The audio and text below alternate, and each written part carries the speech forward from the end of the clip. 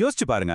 பிப்ரவரி 28, 2026 வளைகுடா நாடுகள்ல வேலை செஞ்சிட்டு இருந்த நம்ம தமிழ்நாட்டு தொழிலாளர்களுக்கு லட்சக்கணக்கான பேருக்கு அந்த நாள் ஒரு மிகப்பெரிய அதிர்ச்சியோட விடிஞ்சது. எந்த ஒரு வார்னிங்கும் இல்லாம திடீர்னு போர் ஆரம்பிச்சது. சைரன் சத்தத்தை கேட்கறதுக்கு முன்னாடியே குண்டு வெடிக்கிற சத்தத்தை கேட்டுட்டோம். இது பஹ்ரைன்ல இருந்து கிடைச்ச ஒரு நேரடி வாக்குமூலம். அங்க என்ன நடந்திருக்குன்னு பாருங்க. குண்டு வெடிச்சு கொஞ்ச நேரத்துக்கு அப்புறம் தான் சைரனே அடிச்சிருக்கு. அமெரிக்க ராணுவ தளம் பக்கத்துல இருந்த நம்ம தெற்காசிய தொழிலாளர்களுக்கு என்ன நடக்குதுன்னு புரியறதுக்குள்ளேயே வானத்துல ஒரே புகை, பில்டிங் எல்லாம் குலுங்க ஆரம்பிச்சிருச்சு. ஒரு பயங்கரமான சூழல். இது வெறும் ஒருத்தரோட அனுபவம் இல்ல. இந்த ஒரு சம்பவத்துக்கு பின்னாடி ஒரு மிகப்பெரிய நெருக்கடி ஒளிஞ்சிருந்தது. எவ்வளவு பெரிய நெருக்கடின்னு கேட்டீங்கன்னா, கிட்டத்தட்ட 6 லட்சம் தமிழ்நாட்டு தொழிலாளர்கள். ஆமாங்க, 6 லட்சம் பேர் அந்த போர்ல வளைகுடா பகுதியில சிக்கிக்கிட்டாங்க. இந்த நம்பர் எவ்வளவு பெரியதுன்னு யோசிச்சு பாருங்க. சரி வாங்க, ஆரம்பத்துல இருந்து பார்க்கலாம். பிப்ரவரி 28ஆம் தேதி அன்னைக்கு முதல் குண்டு வெடிச்சப்போ அங்க என்னதான் நடந்தது, அதோட தாக்கம் எப்படி இருந்ததுன்னு விரிவா பார்க்கலாம். மொத நாள், அதாவது டே 0ல நிலைமை எப்படியெல்லாம் தலைகீழா மாறுச்சுன்னு பாருங்க.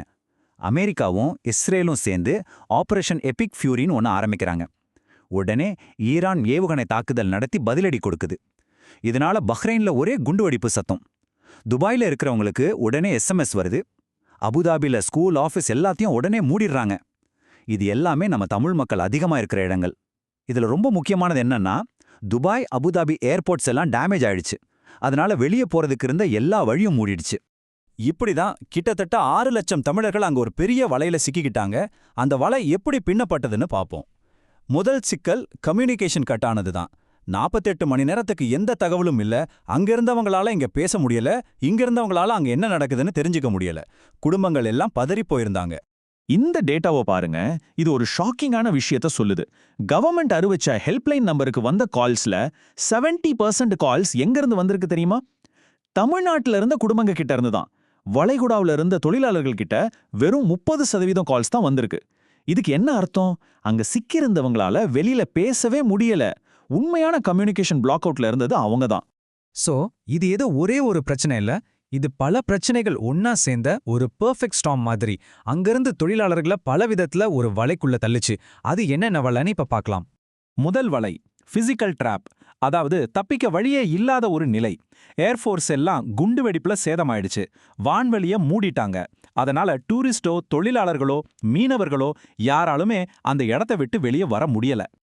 இந்த நம்பரை பாருங்க, 593. இது ஈரானில் மாட்டிக்கிட்ட நம்ம தமிழ்நாட்டு மீனவர்களோட எண்ணிக்கை. இவங்க நிலைமை தான் ரொம்ப மோசம். தப்பிக்கிறதுக்கு ஒரு வழி கூட இல்லாம அவங்க தனியா மாட்டிக்கிட்டாங்க. சரி, பிசிக்கல் ட்ராப் பத்தி பார்த்தோம். அடுத்தது எக்கனாமிக் ட்ராப், அதாவது பொருளாதார ரீதியான வலை.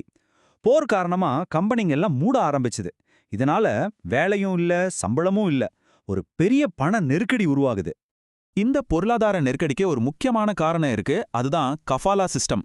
இந்த சிஸ்டம் என்ன சொல்லுதுன்னா, ஒரு தொழிலாளியோட விசா, தங்குறதுக்கான உரிமை, அவரோட சட்டப்பூர்வமான நிலைமை எல்லாமே அவரோட முதலாளி கையில தான் இருக்கும். யோசிச்சு பாருங்க, முதலாளி வேலை தரலைனா சம்பளம் மட்டும் போகாது, அந்த நாட்டுல சட்டப்படி தங்குற உரிமையே போயிடும். இது ஒரு நவீன அடிமைத்தன மாதிரி தான். இந்த கஃபாலா முறையோட கொடூரத்தை இந்த ஒரு வாக்கியம் சொல்லும். வளைகுடாவில் இருந்த ஒரு இந்திய தொழிலாளி சொன்னது, பணம் இல்லாம நாங்க இங்கேயும் செத்துடுவோம். அதாவது குண்டுவெடிப்போட பயம் ஒரு பக்கம்னா, பணம் இல்லாம வாழ முடியாத நிலைமை இன்னொரு பக்கம். ரெண்டுமே உயிருக்கு ஆபத்து தான். அடுத்தது 3வது வலை. அதுதான் இன்ஃபர்மேஷன் ட்ராப், அதாவது தகவல் வலை. அரசாங்கத்துக்கிட்ட இருந்து சரியான நேரத்துல எந்த அறிவிப்பும் வரல. இந்த கேப்பை சோஷியல் மீடியா நிரப்ப ஆரம்பிச்சுது. ஆனா அங்க உண்மையோட சேர்த்து ஏகப்பட்ட வதந்திகளும் பயமுறுத்துற செய்திகளும் பரவ ஆரம்பிச்சிருச்சு. எது உண்மை எது பொய்ன்னு தெரியாத ஒரு குழப்பமான நிலை.